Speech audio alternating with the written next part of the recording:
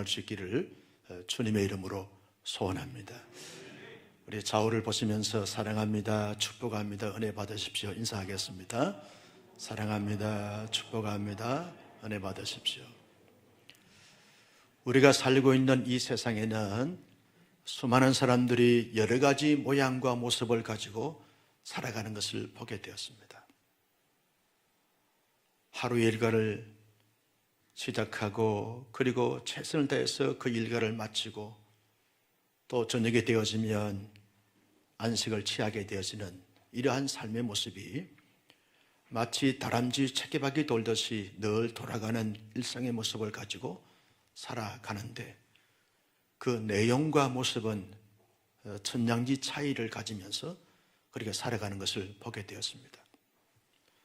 하나님의 사람들도 세상의 사람들이 살아가는 일상의 모습을 그대로 함께 어우러져서 같이 더불어 살아가는 모습들을 경험하게 되었습니다.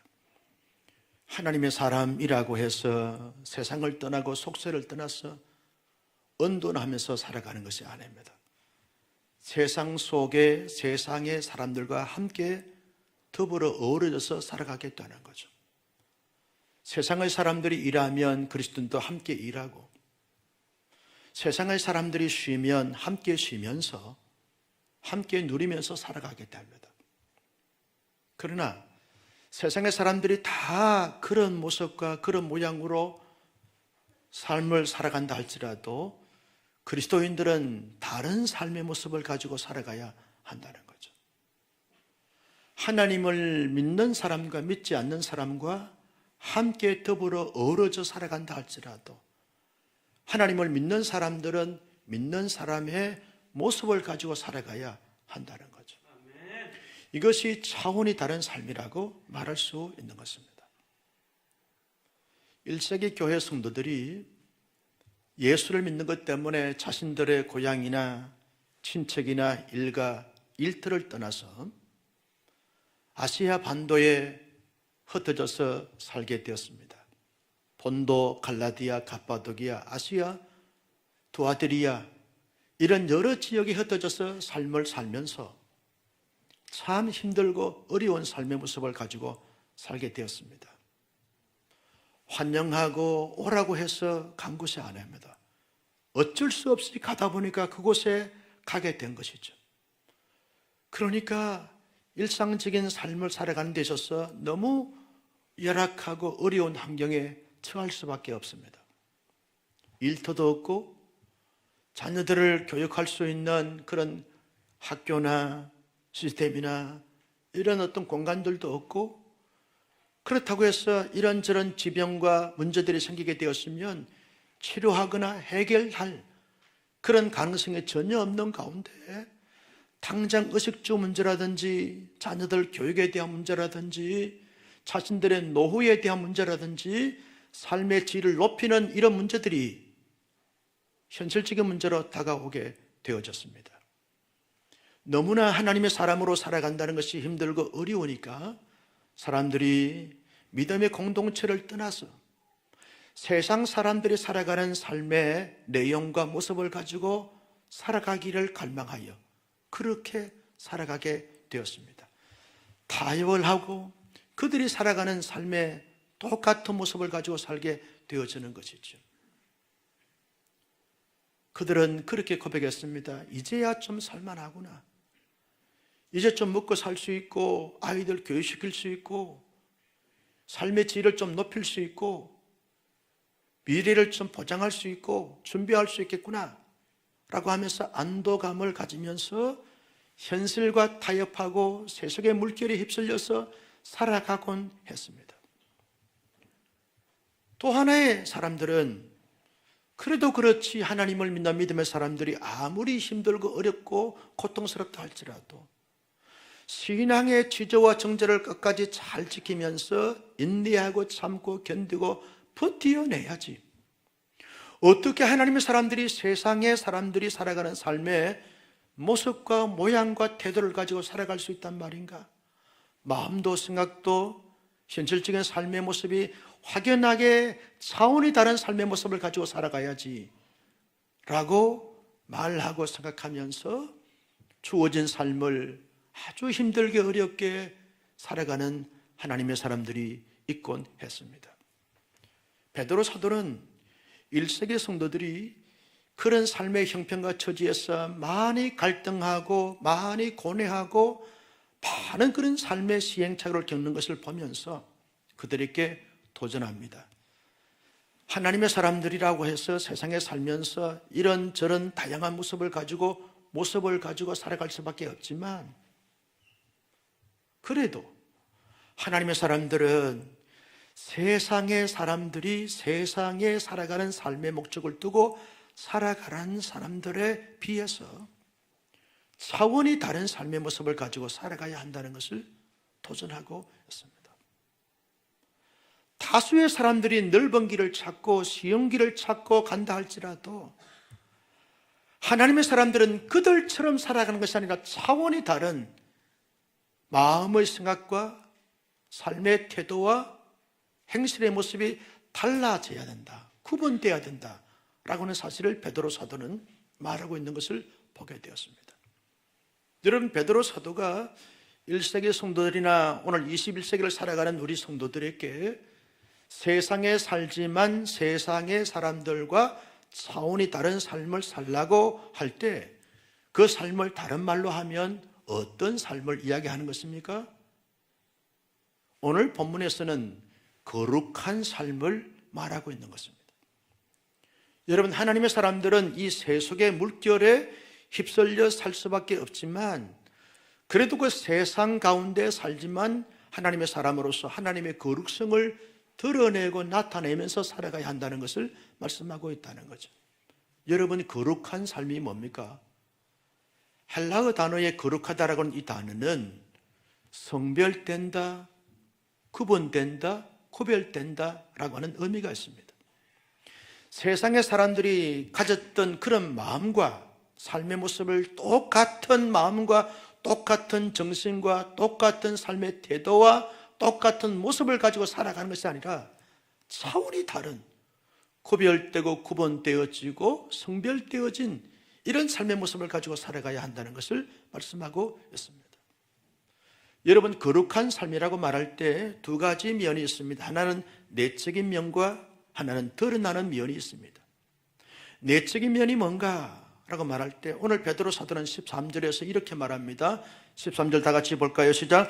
그러므로 너희 마음의 허리를 동이고 근신하여 예수 그리스도께서 나타나실 때에 너희에게 가져다 주실 은혜를 온전히 바랄지어다.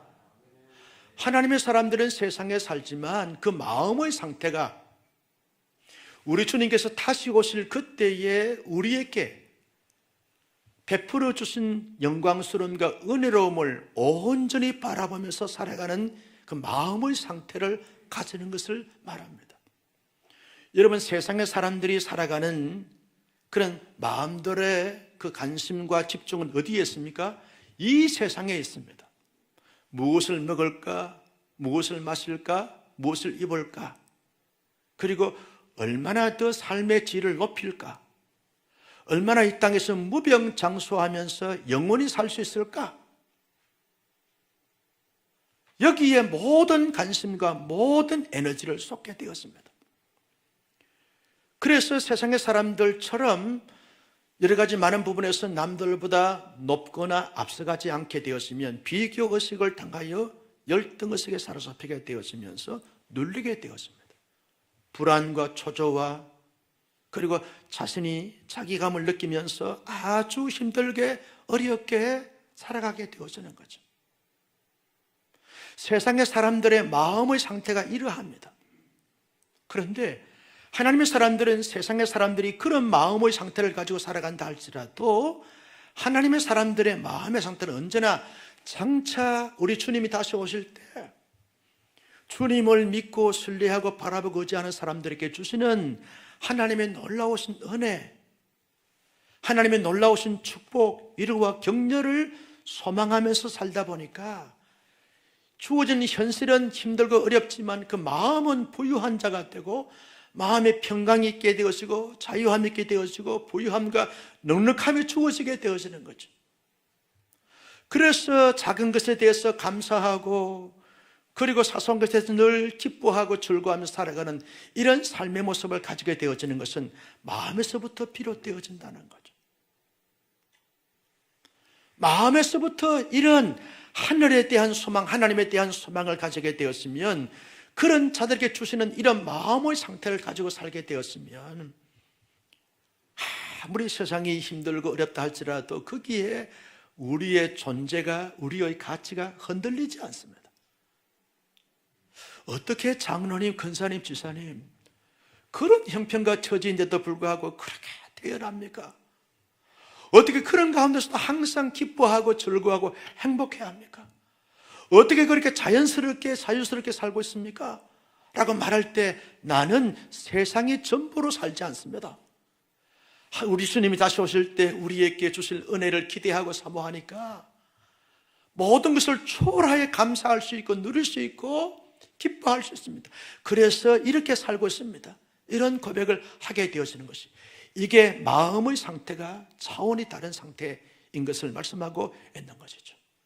여러분의 마음은 어떠하십니까?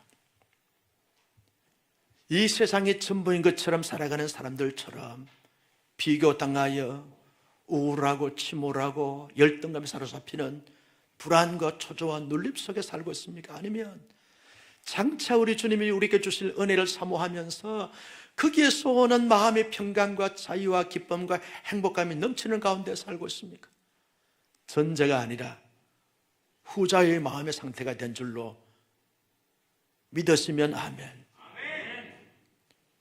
이게 차원이 다른 삶의 모습이라는 거죠. 여러분, 차원이 다른 삶의 모습은 거룩한 삶인데, 거룩한 삶은 어떻게 살아가는 것입니까? 여러분, 베드로 사도는 이렇게 말합니다. 15절 말씀을 같이 보실까요? 시작. 오직 너희를 부르신 거룩한 이처럼 너희도 모든 행실에 거룩한 자가 되라. 모든 행실에서 거룩한 자의 모습을 갖는 것입니다. 이것이 구별되고 성별되고 구분되어지는 삶인 것입니다. 하나님의 사람들은요, 가정 안에서도 그저 부부 간의 관계나 부자 간의 관계나 형제지간에도 그 거룩함과 성결함이 있습니다. 사랑하고 존중합니다. 사랑하고 존중합니다. 대부분 모임들에 가면요, 자기 아내를 보내면서 집사람이라고 이야기합니다. 집사람. 집을 지키는 사람이 집사람 아닙니까? 아니, 자기 아내만 집사람입니까? 그런데 여러분, 아내를 사랑하고 존중하는 사람들은 내가 사랑하는 아내입니다. 사랑하는 아내입니다. 라고 그렇게 고백을 합니다. 여러분은 집사람이라고 소개합니까? 사랑하는 아내로 소개합니까? 반응이 없습니까? 존경하는 남편이라고 소개합니다. 우리 남편이라고 말하지 않습니다. 존경하는 남편이라고 말합니다. 가정 안에서 이런 고백부터 달라집니다. 행실에서 거룩함이 있습니다. 교회 안에서 목회자는 성도를 존중하고 사랑하고 존경합니다. 성도들은 목회자를 존중하고 존경합니다. 행실에서 거룩함이 있습니다. 은혜로운 교회, 성숙한 교회는 목사님을 향해서도 언제나 우리 사랑하는 목사님입니다, 존경하는 목사님입니다 라고 고백합니다. 목회자들은 장로님들 보면서 존경하는 장로님이라고 그럽니다. 제가 한 번은 장로님 존경합니다 그랬더니, 목사님 농담하지 마세요. 여러분, 거룩한 사람들의 입에서는 달라집니다. 표현이 달라집니다. 직장에 가서도 사람들을 존중합니다, 인정합니다, 칭찬합니다, 세워드립니다. 주어진 모든 삶에서 언제나 성결함과 거룩함으로 드러납니다. 이것이 모든 행실에서 거룩함으로 드러나는 것입니다. 이것이 차원이 다릅니다. 사람들이 다수의 그런 문화와 그런 정서를 가지고 살아가지만 하나님의 가치와 하나님의 기준이 내 마음에, 내 삶의 기준과 잣대에 드러나니까 차원이 다른 것입니다. 나는 우리 온사랑교회 성도님들이 지금까지도 그렇게 멋지게 거룩하게 살아왔지만 앞으로 주어진 삶의 영역 속에서 언제나 우리의 마음은 하나님께, 하나님의 나라에 주어질 그 영광과 축복과 은혜를 사모하고 기대하면서 그런 자들이 누리는 참된 자유와 평강을 가지고 모든 행실에서 거룩함으로 차원이 다른 구별되고 성별된 삶을 살아가는 우리 모두가 될 수 있기를 주님의 이름으로 축복합니다. 성도 여러분, 왜 하나님의 사람들이 그렇게 구별되고 성별되고 차원이 다른 삶의 모습을 가지고 살아가야 한다고 했습니까? 오늘 성경은 이렇게 말합니다. 16절 말씀을 다 같이 볼까요? 시작. 기록되었을 때 내가 거룩하니 너희도 거룩할지어다. 내가 거룩하니 너희도 거룩할지어다 라고 말하고 있습니다. 여러분, 우리가 믿는 하나님이 거룩하신 하나님이었어요. 거룩하신 하나님이 우리를 거룩한 백성으로 삼아주셨어요. 하나님이 우리를 거룩한 택한 백성으로 삼아주실 때 하나님의 기대치가 뭡니까? 너희는 세상에 살지만 세상의 사람들이 엄난하고 부패하고 대피하고 타락한 이런 모습을 가지고 살아가는 사람들이 많지만 너희들은 나의 거룩한 백성으로서 거룩한 삶의 모습을 가져야 거룩한 내가 기쁘고 내가 영광을 거두고 내가 행복하다는 겁니다. 여러분, 자녀가요 잘못하거나 실수하게 되었으면 누구 욕을 먹입니까?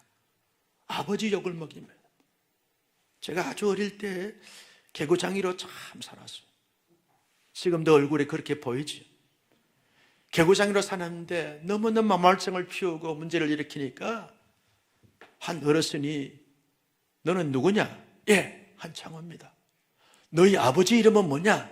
예, 한자, 학자, 문자. 한학문 아버지십니다.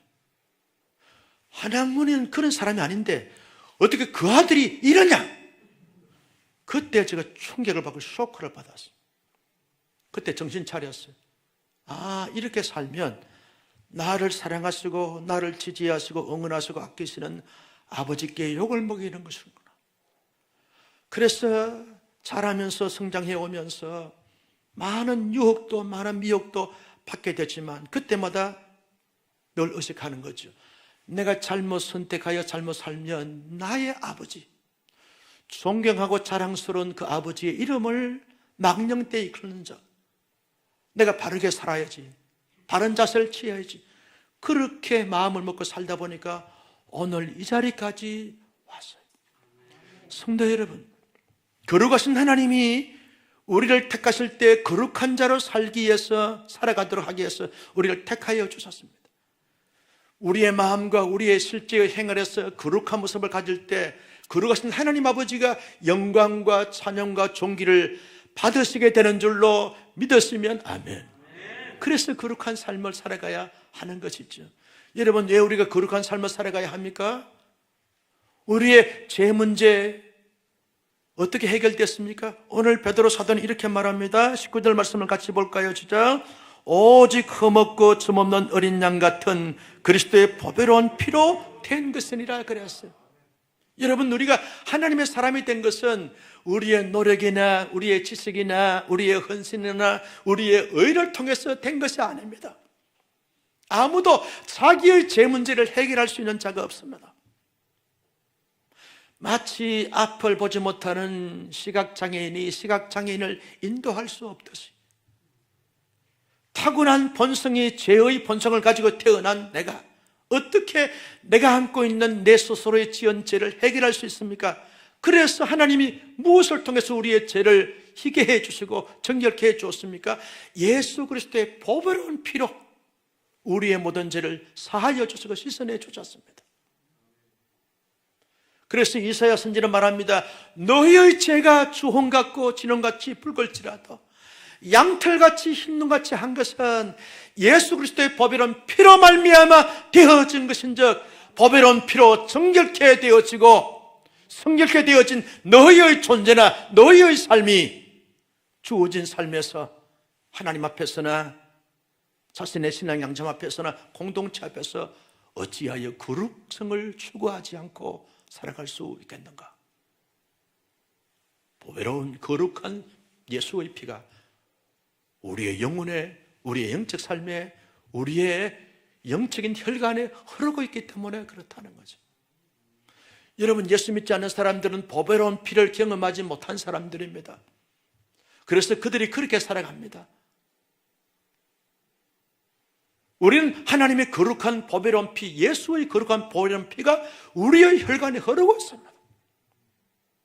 그래서 거룩한 보배로운 예수의 보혈이 흐르고 있는 이 혈관을 가진 하나님의 사람들은 거기에 걸맞는 삶을 살아가는 거죠. 그래서 거룩한 삶을, 차원이 다른 삶을 살아가는 것입니다. 21절 말씀에 베드로 사도는 이렇게 말합니다. 같이 볼까요? 시작. 너희는 그를 죽은 자 가운데서 살리시고 영광을 주신 하나님을 그리스도로 말미암아 믿는 자니 너희 믿음과 소망이 하나님께 있게 하셨나니라. 여러분, 하나님의 사람들은 하나님의 사람으로서 합당한 삶의 모습이 있습니다. 그 삶이 뭐냐? 예수 그리스도로 말미암아 하나님을 너희의 아버지로 모시고 있는 믿음의 사람들은 그 믿음을 가진 자다운 그 믿음에 걸맞는 삶의 내용과 모습과 태도가 있다는 거죠. 그것이 뭐냐? 차원이 다른 거룩한 삶의 모습이라는 것이죠. 믿지 않은 사람들이 크게 잘못했습니다. 예수 믿는 사람들이 작게 잘못했습니다. 크게 잘못한 그들이 작게 잘못한 그리스도인들을 지탄하고 욕하고 음해합니다. 이유가 뭡니까? 너희들은 예수 믿는 자이기 때문에 우리와 달라야 돼.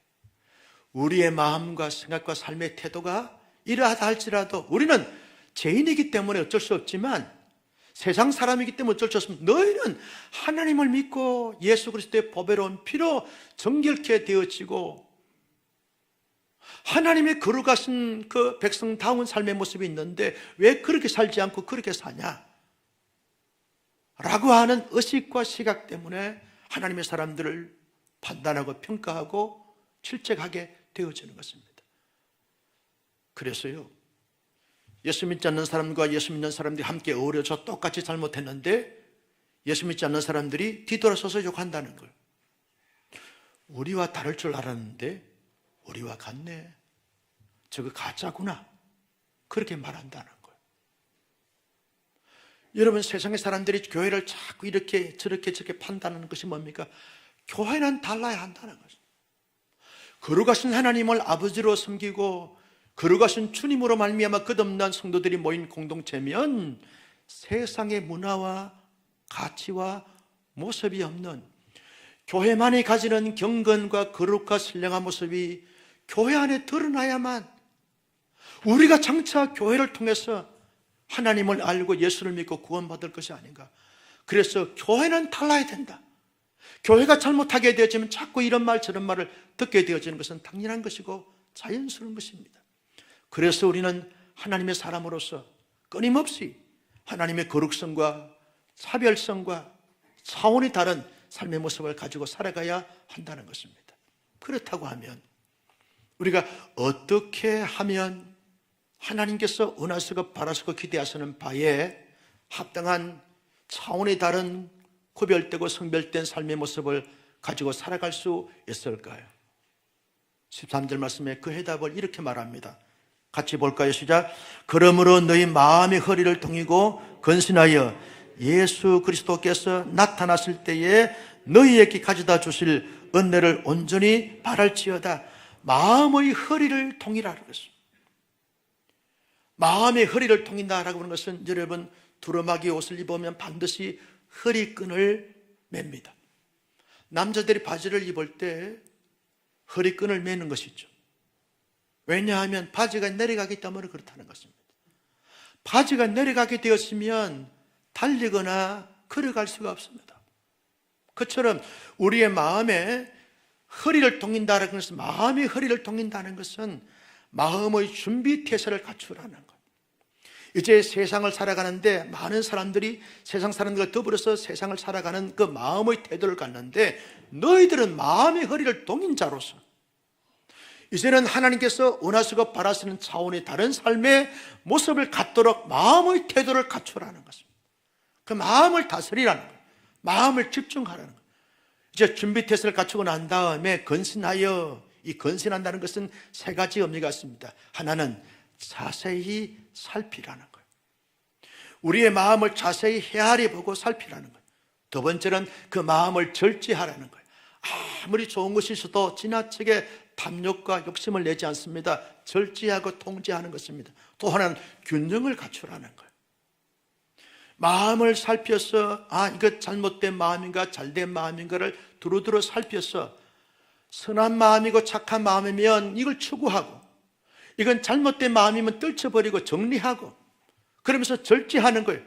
지나친 욕심과 지나친 집중력을 가지지 않고 언제나 마음의 균형을 가지면서 하나님과 관계, 대신과의 관계, 자기와의 관계, 세상과의 관계를 균형과 조화를 잘 갖추어서 언제나 바람이 불고 환난이 와도 흔들리지 않고 다 그 자리에 서 있어서 신앙의 지조와 정제를 지켜나가는 영적인 거성과 거산이 되어지고 명장과 덕장이 되어지는 영적인 거룩한 존재가 되어지는 이런 삶의 모습을 갖는 자세를 가르쳐서 마음의 허리를 동이고 건신하여 라고 하는 말의 의미인 것입니다.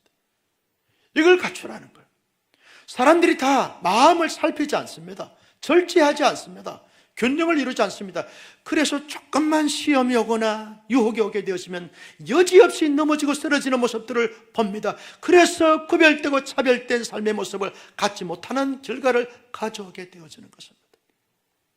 나는 우리 온사랑교회 선생님들은 늘 이 각박한 시대, 이 어려운 시대, 이 혼란한 시대를 살아가면서도 우리의 마음의 허리를 동이고 건신하여 살피면서 절제하면서 균형을 잘 갖추는 하나님의 신실한 백성들이 될 수 있기를 예수님의 이름으로 축복합니다. 두 번째, 어떻게 하면 차원이 다른 삶의 모습을 가질 수 있겠습니까? 17절 말씀을 다 같이 보실까요? 14절 말씀을 봅니다. 시작. 너희가 순종하는 자식처럼 전에 알지 못하던 때에 따르던 너희 사역을 본받지 말고, 너희 사역을 본받지 말라는 거예요. 사역을 뭘로 말합니까? 인간의 타락한 본성, 본능을 말합니다. 여러분, 타락한 본성은 본능에 따라 살면 하나님의 기쁨이 되지 못합니다. 의로움을 추구하지 못합니다. 성결함을 추구하지 못합니다. 나는 탁월한 기질이 그래서 그렇지, 그래서 자꾸만 넘어지고 흔들리게 되어지는 거죠. 사역이 뭡니까? 사사로운 감정과 탐욕과 정욕과 욕망과 욕구에 집중하며 살아가는 것을 사역이라고 말합니다. 엄밀한 의미에서 하나님을 알지 못할 때 이 세상의 전부인 것처럼 모든 욕망과 욕구를 채우기위해서 살아가는 이 사역을 버리지 아니하면 차원이 다른 삶의 모습을 가질 수가 없다는 거죠. 그래서 바울은 디모데전서 4장 5절 말씀에서 이렇게 말합니다. 같이요, 시작. 하나님의 말씀과 기도로 거룩하여지니라. 하나님의 사람들은 주어진 삶에서 자기의 사역을 쫓지 않고 하나님의 말씀으로 무장합니다. 여러분 실제로 경험하지 않습니까? 말씀을 읽게 되었으면 그 말씀이 자꾸 내 마음을 주장합니다. 내 마음에 깨달음을 주고 위로를 주고 때로는 용기를 주고 지혜를 주고 깨닫게 하고 능력을 줍니다. 말씀이 능력인 줄로 믿습니다. 여러분 가슴이 답답하고 현실이 막막할 때 만사를 채웠던 하나님의 말씀에 집중합니다. 1시간, 2시간, 3시간 말씀을 집중하면서 읽습니다. 그러면 그 말씀이 나를 감동시킵니다. 말씀을 읽다가 울고요, 말씀을 읽다가 막 웃고요, 춤을 추고 노래를 부릅니다. 하나님이 말씀을 통해서 위로해 주는 것이에요. 좌우에 날씬었던 것보다 예래하여 홍과 간절과 골수를 찔러 쪼개까지 하며 살아있는 말씀이 그런 능력이 있다는 것입니다. 말씀 때문에 용기를 갖습니다. 말씀 때문에 담대함을 갖습니다. 말씀 때문에 천을 감당할 수 있는 하늘의 영특함과 지혜로움을 갖습니다. 말씀이 승리고 말씀이 검이고 말씀이 능력이 말씀이 축복인 것이죠. 말씀을 따라서 말씀으로 무장하게 되었으면 무엇이 약하고 무엇이 더러운가를 구분합니다. 무엇이 하나님의 기쁨이 되어지고 무엇이 하나님의 실망이 되어지는 줄 구분하고 깨닫게 됩니다. 자꾸만 말씀으로 살기를 원하는 것이죠. 여러분 깊은 기도에 들어가 보면 우리의 허물과 죄가 생각이 납니다. 하나님 앞에 회개하게 합니다. 하나님 앞에 주의 이름으로 회개하고 난 다음에 주님이 주시는 위로가 있습니다. 평강이 있습니다. 뿌듯함이 있습니다. 영적인 긍지와 자부심이 있습니다. 행복감이 넘칩니다. 웃음꽃이 피어납니다. 삶이 우러나게 되었습니다. 이게 기도의 능력이 되는 줄로 믿습니다.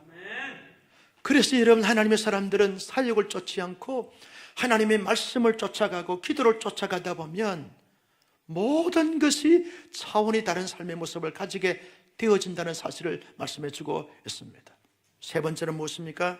16절 말씀, 17절 말씀에 보면 이렇게 말합니다. 같이요, 시작.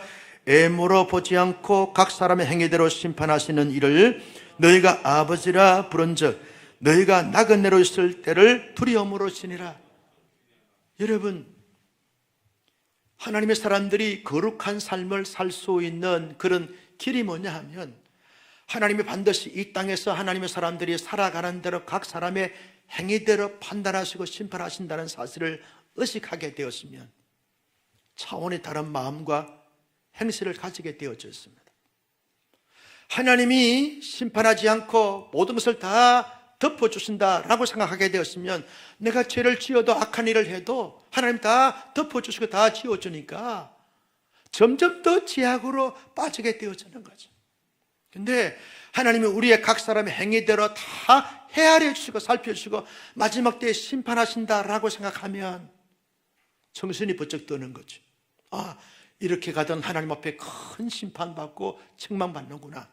정신 차리자, 바르게 살자, 차원이 다른 삶을 살자, 거룩하게 살자, 진실하게 살자, 정직하게 살자, 다짐하게 되어지는 것입니다. 여러분, 하나님의 사람 다윗이요, 얼마나 경건하고 거룩하게 삶을 살았습니까?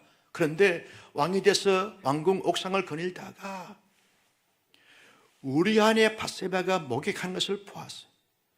계속 보면서 탐욕과 욕정과 욕망이 생기게 됐어요. 그래서 자기 신하에게 말합니다. 누군지 알아보고 그 여인을 데려오라. 취했습니다. 임신했습니다. 이걸 은폐하기 위해서 우리아를 불렀습니다. 자기 말을 듣지 않습니다. 그랬더니 탄론할까 하여 우리아를 최전쟁의 적진에 보내서 죽게 했습니다. 가늠죄를 짓고 살인죄를 지었습니다. 왜냐? 하나님을 의식하지 않아서 그래요. 신전의식을 갖지 않아서 그렇습니다. 하나님이 심판하신다는 사실을 망각했기 때문에 그렇다는 거예요. 그런데 또 한 사람이 있습니다. 요셉은 달랐어요. 보디발의 아내가 날마다 요셉에게 유혹합니다. 요셉 씨씨씨씨, 나하고 동침합시다. 그러면 당신의 삶이 달라질 겁니다. 수없는 말로 유혹하고 미혹합니다. 그런데 요셉이 어떤 말로 자기를 지킵니까? 보디발의 아내를 어떻게 지켜내줍니까? 따라서 합니다. 내가 여호와 앞에 어찌하여 죄를 지을 수 있사오리요? 내가 여호와 앞에 어찌 죄를 짓겠습니까? 하나님이 시퍼렇게 살아계신 나를 지켜보시는데, 하나님 앞에 심판받는 일인데 어찌하여 내가 당신을 취할 수 있습니까? 나의 주인인 보디발이 당신을 허락한 적이 없습니다. 그래서 당신을 손댈 수가 없습니다. 그래서 벌거벗고 도망을 갔습니다. 여러분, 하나님을 의식한 사람과 의식하지 않는 사람과의 차이는 이렇게 차이가 나는 거죠. 하나님은 언제나 어디서나 어떤 상황 속에 살아계시는 줄로 믿습니다. 그 믿음 가지게 되었으면 차원이 다른 삶의 모습을 가지고 살아갈 수 있게 되어지는 것입니다. 성도 여러분, 우리가 살고 있는 이 세상에서 차원이 다른 성별되고 거룩하고 신실한 삶을 살아간다는 것이 여간 힘들고 어려운 것이 아니죠. 많은 유혹과 미혹을 받으면서 지켜낸다는 것이 얼마나 힘들고 어려운지 모릅니다. 치열한 전쟁을 치르지 않으면, 승리하지 않으면 자기를 지켜낼 수 없습니다. 영적으로 수많은 이단들이 우리를 유혹하고 허리고 있습니다. 엄난한 세력들이, 부정한 세력들이 끊임없이 우리에게 찾아오고 도전해 옵니다. 이럴 때 하나님의 사람으로서 자기의 마음의 상태나 자기의 몸의 상태나 자기의 공동체의 상태를 지켜낸다는 것은 여간 힘든 것이 아닙니다. 그래서 많은 사람들이 넘어지고 쓰러지는 것을 봅니다. 그러나 여러분, 베드로 사도는 부활의 주님을 만나고 난 다음 오순절 성령 각인 사건 때 성령의 충만함을 받고 난 다음에 달라졌습니다. 자기를 지켜냈습니다. 아무리 유혹이 오고 미혹이 와도 여러분, 경건과 거룩과 성별됨을 지켜내면서 멋있는 삶의 모습을 가지고 자기의 영적 살력을 펼쳐 나갔습니다. 여러분, 예수님 보십시오. 예수님은 우리와 똑같은 성령을 가진 사람으로 이 땅에 오셨습니다. 34년 동안 살면서 예수님이 얼마나 많은 유혹과 미혹을 받았습니까? 탄압과 압력과 모함과 어려움을 당했습니까? 말로 다 할 수 없는 고통과 극심한 고통을 당했습니다. 그럼에도 불구하고 예수님의 인생은 단 한 번도 흔들리지 않았습니다. 차원이 다른 삶의 모습을 가졌습니다. 멋진, 위대한, 신실한 하나님의 사람들의 롤 모델의 어떤 모습을 보여주면서 삶을 사셨던 분이 예수님 아닙니까? 그 예수님을 본받아서 이 땅 가운데 살고 있는 사람들 중에 너무나 차원이 다른 삶의 모습을 가지고 살아가는 사람들이 많은지 모릅니다. 대표적인 현대인들 가운데 한 사람을 꼽으라면 독일의 앵겔라 메르켈이라고 하는 총리를 꼽을 수 있겠습니다. 이분은 서독 출신이 아니라 동독 출신입니다. 독일의 총리가 됐습니다. 보수적인 이 독일 나라에서 여성이 총리가 됐습니다. 최초의 여성 총리가 됐습니다. 여성으로서 총리 생활을 하면서도 최장기로 총리 재직을 하고 있습니다. 16년을 하고 있습니다. 머지않아서 이제 퇴임하겠다고 선포를 했습니다. 퇴임을 할 때 되어지면 사람들이 다 그 사람에 대한 지지도가, 인기도가 떨어집니다. 그런데 여전히 앵겔라 메르켈 이 총리는 인기가 높아 있습니다. 온 독일 사람들과 유럽 사람들에게 이 메르켈 여사에 대한 애칭이 있습니다. 그 애칭이 뭐냐면 무티라고 하는 애칭입니다. 무티가 뭐냐? 엄마입니다. 사랑스럽고 가슴이 넓고 존경스러운, 덕스러운 엄마. 어머니로서 존경받습니다. 온 독일 국민들이 엄마처럼 여깁니다. 존경합니다. 정권 말기에 추락하는 것이 아니라 존경합니다. 지지합니다. 완벽하지 못하고 완전하지 못하지만 온 백성들의 대부분의 독일 사람의 유럽 사람들이 메르켈을 존경합니다. 어떻게 해서 그렇게 16년 동안 통치했음에도 불구하고 존경받는 차원이 다른 정치인이 됐는가? 이유가 뭡니까? 메르켈은 목사의 딸입니다. 하나님의 딸입니다. 하나님을 잘 믿는, 신실하게 믿는 믿음의 사람입니다. 그리고 인간이 얼마나 무능한가를 깨닫는 사람입니다. 인간이 얼마나 죄인인가라고 하는 사실을 깨닫는 사람입니다. 그래서 독일 나치 정권 때 히틀러가 지들러 놓은 유대인 학살 사건을 가지고 이스라엘에 가가지고 8번이나 방문해서 이스라엘 백성들에게 참회를 구했습니다. 일본 총리들은 말이죠, 이런저런 핑계를 대면서 자꾸 지연하고 있지만 독일의 메르켈 하나님의 딸은 다릅니다. 차원이 다릅니다. 잡신을 섬기는 사람들과 하나님을 섬기는 사람들과 차원이 다릅니다. 자기의 죄, 선조들이 지었던 죄, 국가가 지은 죄, 민족이 지은 죄가 뭔지를 깨닫고 회개할 줄 아는 사람입니다.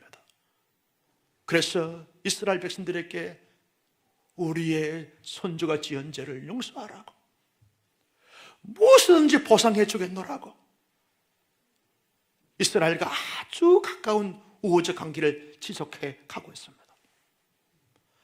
그러면서 인간의 늘 한계를 느끼니까 늘 기도합니다. 늘 하나님의 말씀을 묵상합니다. 하나님 앞에 도움을 구합니다.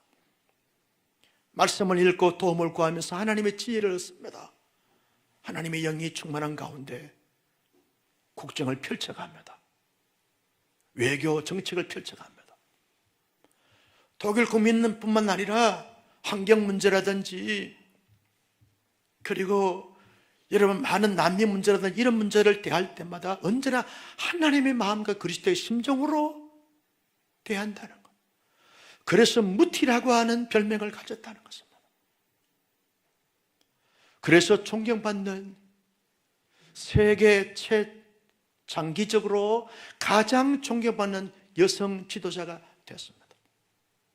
성도 여러분, 메르켈 여사를 보면서 어떤 생각이 떴습니까? 이 땅 가운데 살아가는 저와 여러분들이 우리의 가정 안에서나 우리의 교회 공동체 안에서 우리의 사회 공동체 안에서 차원이 다른 삶의 모습을 가짐으로 말미암아 언제나 존경받고 아름다운 선한 영향을 끼치면서 사람들에게 감동을 주고 기쁨을 주고 행복을 줄 수 있는 차원이 다른 온사랑교회 성도, 그 목사, 그 장로님, 그 권사님, 그 성도님, 우리와 차원이 달라. 그래서 우리에게 너무나 기쁨이 되고 행복이 되고 위로가 되고 힘이 되고 능력이 되고 에너지가 되고 아멘 좀 하면 좋은데 말이죠. 할렐루야. 그런 하나님의 사람들이 될 수 있기를 주님의 이름으로 축원합니다. 어떻게 가능합니까? 에베소 5장 18절 말씀 다 같이 읽습니다. 시작. 술 취하지 말라. 이는 방탕한 것이니 오직 성령으로 충만함을 받으라. 성령 충만하면 베드로처럼 예수님처럼 메르켈처럼 한 시대에 차원이 다른 삶의 모습을 가지고 사람들에게 감동을 주고 희망을 주고 행복을 주는 자가 될 줄로 믿습니다. 성령 충만함을 받아 한 시대에 멋있게 살아가는 그 목들이 되시기를 주님의 이름으로 축복합니다. 존귀하신 아버지 하나님, 주신 말씀을 마음속에 새겼습니다. 이 말씀을 따라 이 말씀대로 살아갈 수 있는 신실한 하나님의 사람들이 다 되게 하여 주옵소서.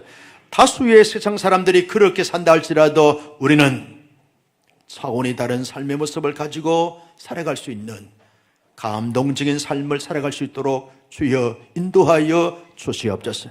예수님의 이름으로 기도하옵나이다. 아멘. 우리 함께 일어나셔서 찬양하며 주님 앞에 나갑니다.